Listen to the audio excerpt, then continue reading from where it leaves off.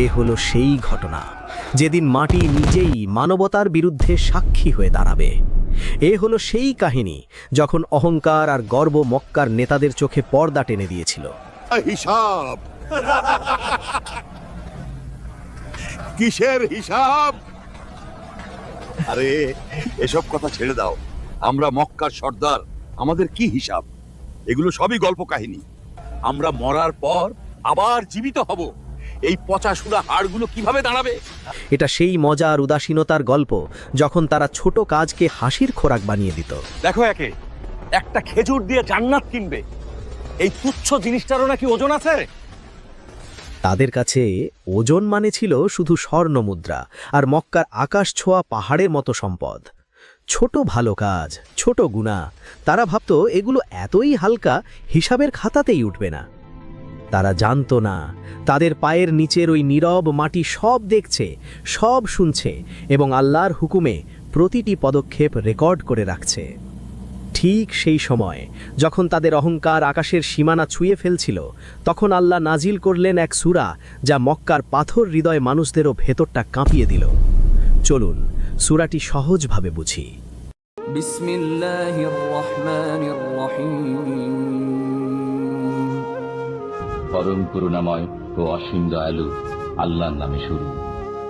ইযা যুলজিলাতিল আরদু জিলজালাহা। যখন পৃথিবী তার কম্পনে প্রকম্পিত হবে। আল্লাহ বললেন, একদিন এই পৃথিবী কেবল ছোটখাটো ভূমিকম্পে কাঁপবে না, বরং তার সৃষ্টির আসল কম্পনে কেঁপে উঠবে। এটা এমন এক ভূমিকম্প যার জন্যই যেন এই দুনিয়াকে সৃষ্টি করা হয়েছিল। জমিন ফেটে যাচ্ছে। হে আল্লাহ, এটা তো কোনো সাধারণ ভূমিকম্প না।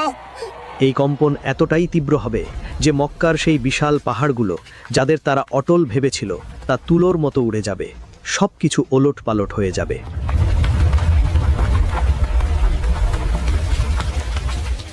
ওয়াখরাজাতিল আরদু আসকালাহা।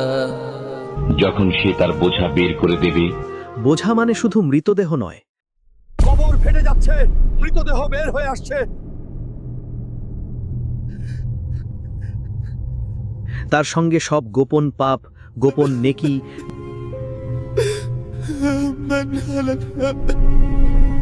যা এই মাটি বছরের পর বছর বহন করে এসেছে, সবকিছু এক ঝটকায় উগড়ে দেবে। ওয়াকালাল ইনসানু মা লাহা। এবং মানুষ বলবে, এর কি হলো?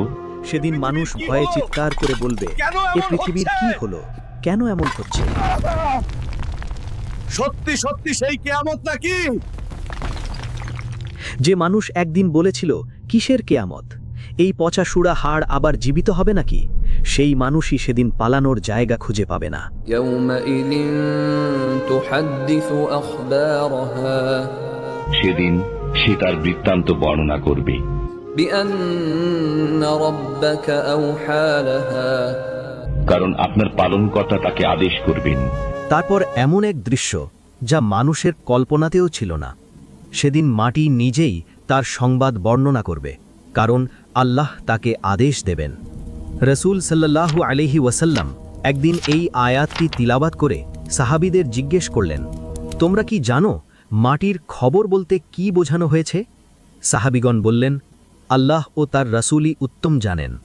তখন নবীজি বললেন, মাটির খবর হলো, এই মাটি প্রতিটি বান্দা, প্রতিটি বান্দি সম্পর্কে সাক্ষ্য দেবে যে তারা তার পিঠের ওপর কি কাজ করেছে। মাটি বলবে, অমুক ব্যক্তি অমুক দিনে অমুক সময়ে আমার ওপরে দাঁড়িয়ে এই কাজ করেছিল। কল্পনা করুন, আপনি যে নির্জন ঘরে দরজা বন্ধ করে ভাবছেন কেউ তো দেখছে না, আপনি যে মাটির ওপরে দাঁড়িয়ে গোপনে গুনাহ করছেন, ঠিক সেই মাটি সেদিন আপনার বিরুদ্ধেই সাক্ষী দেবে। আল্লাহ শুধু বলবেন, বর্ণনা করো, আর এই বোবা মাটি হাজার বছরের গোপন রেকর্ড খুলে দেবে। ইয়াউমাইযিন ইয়াসদুরুন নাসু আশতাতান লিয়ুরাউ আ'মালাহুম। সেদিন মানুষ বিভিন্ন দলে প্রকাশ পাবে, যাতে তাদেরকে তাদের কৃতকর্ম দেখানো হয়। সেদিন মানুষ দলে দলে ভাগ হয়ে বের হবে, কেউ আলোর দিকে, কেউ অন্ধকারের দিকে। সেদিন কাউকে তার বংশ জিজ্ঞেস করা হবে না, জিজ্ঞেস করা হবে, তুমি কি নিয়ে পৃথিবী ছেড়েছ? বংশ নয়, গায়ের রং নয়, তোমার আমলই তোমার পরিচয় হয়ে দাঁড়াবে। فمن يعمل مثقال ذرة خيرا يره অতঃপর কেউ অনুপরিমাণ সৎকর্ম করলে তা দেখতে পাবে, ومن يعمل مثقال ذرة شرا يره এবং কেউ অনুপরিমাণ অসৎ কর্ম করলে তাও দেখতে পাবে। এই সূরার শেষ 2 আয়াতে আল্লাহ চূড়ান্ত ফয়সালা ঘোষণা করলেন যে অতি ক্ষুদ্র ওজনেরও ভালো কাজ করবে সে তা দেখতে পাবে। মিসকাল মানে হলো ওজন, জাররাহ ধূলিকণা, অণু পরমাণুর থেকেও ক্ষুদ্র, যা সূর্যের আলোয় ভেসে বেড়ায়, তুমি হাত নাড়ালে ঝিলমিল ওঠে, সেই লেভেলের সূক্ষ্ম হিসাব।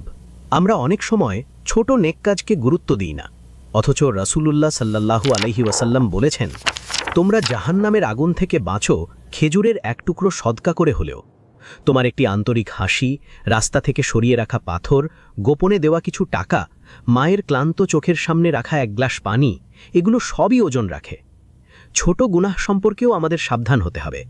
মা আয়েশা রাদিয়াল্লাহুকে রাসূলুল্লাহ সাল্লাল্লাহু আলাইহি ওয়াসাল্লাম বলেছিলেন, হে আয়েশা, তুচ্ছ ও ছোট গুনাহগুলো থেকেও বেঁচে থাকো, কারণ আল্লাহর পক্ষ থেকে এর জন্যেও অনুসন্ধানকারী বা ফেরেশতা রয়েছে। একটি ছোট্ট মিথ্যা, কারো গীবত করা, সামান্য কষ্ট দেওয়া বা মায়ের দিকে রাগান্বিত চোখ তোলা, এগুলো জাররাহ পরিমাণ হলেও আমলনামায় উপস্থিত থাকবে। এখন কল্পনা করুন আপনি দাঁড়িয়ে আছেন সেই মহাপ্রলয়ের ময়দানে। হঠাৎ আপনার পায়ের নিচের সেই পরিচিত মাটিই কথা বলে উঠল, হে আল্লাহ, এ ব্যক্তি এই জায়গায় দাঁড়িয়ে পাপ করেছিল আর এখানে দাঁড়িয়ে করেছিল নেক কাজ। সব ফেরেশতার নজর তোমার দিকে। আজ আর কোনো গোপন নেই, আজ ইতিহাস উন্মোচনের দিন। একদিন এক বয়স্ক ব্যক্তি রাসূলুল্লাহ সাল্লাল্লাহু আলাইহি ওয়াসাল্লামের কাছে এসে বললেন, হে আল্লাহের রাসূল, আমাকে কুরআন পড়া শিখান। নবীজি সাল্লাল্লাহু আলাইহি ওয়াসাল্লাম বললেন, আলিফ লাম র বিশিষ্ট 3টি সূরা পাঠ করো। সে বলল, আমি বৃদ্ধ হয়ে গেছি, আমার অন্তর শক্ত হয়ে গেছে এবং আমার জিহ্বা ভারী হয়ে গেছে। নবীজি সাল্লাল্লাহু আলাইহি ওয়াসাল্লাম বললেন, তাহলে হা মিম বিশিষ্ট 3টি সূরা পাঠ করো। সে পূর্বের ন্যায় উক্তি করে বলল, হে আল্লাহ রাসূল, আমার বয়স হয়েছে, আমাকে কুরআনের এমন কিছু শিখিয়ে দিন যা সংক্ষিপ্ত কিন্তু সম্পূর্ণ। অতঃপর নবীজি সাল্লাল্লাহু আলাইহি ওয়াসাল্লাম তাকে সূরা জিলজাল শেষ পর্যন্ত তিলাবাত করে শোনালেন। লোকটি বলল, যিনি আপনাকে সত্যসহ পাঠিয়েছেন তাঁর কসম, আমি এর চেয়ে বেশিও করব না, কমও করব না। অতঃপর লোকটি চলে গেলে নবীজি সাল্লাল্লাহু আলাইহি ওয়াসাল্লাম বললেন, লোকটি সফল কাম হয়েছে, লোকটি কামিয়াব হয়েছে। কুরাইশরা একদা হাসতে হাসতে বলতো, মাটি কি কথা বলে নাকি? এইসব তো গল্প কাহিনী। আজও অনেকে ভাবে, আমি ফেসবুকের ইনবক্সে কি করি কে দেখবে, বন্ধ রুমে মোবাইল হাতে কি করছি কে জানবে। কিন্তু সূরা আল জিলজালের উত্তর খুব পরিষ্কার, সব কিছু লিখিত আছে, মাটির রেকর্ডে কোনো ভুল নেই।